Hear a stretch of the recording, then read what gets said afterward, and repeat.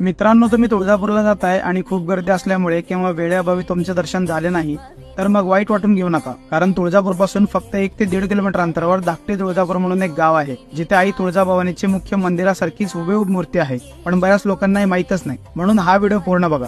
1861 साली रामा विठोबा माळी यांच्या शेतात नांगरत असताना ही तुळजाभवानीची स्वयंभू मूर्ती मिळाली. नंतर मूर्तीला पवित्र जलाने स्नान घालून आणि अभिषेक करून त्यांनी ती मूर्ती गावात स्थानापन्न केली. या मंदिरातील देवीला तुळजाभवानीची धाकटी बहीण म्हणून पण ओळखले जाते, म्हणून या गावाला धाकटे तुळजापूर असेही म्हणतात. जास्त लोकांना माहित नसल्याने या मंदिरात तुम्ही कधीही जा, तुमचे दर्शन आरामात होते आणि जास्त गर्दी पण नसते. तुम्हाला लोकेशन मिळत नसेल तर गुगल मॅपवर श्री तुळजाभवानी मंदिर धाकटे तुळजापूर विलेज असे सर्च करा, म्हणजे मंदिरचे एक्झॅक्ट लोकेशन मिळून जाईल.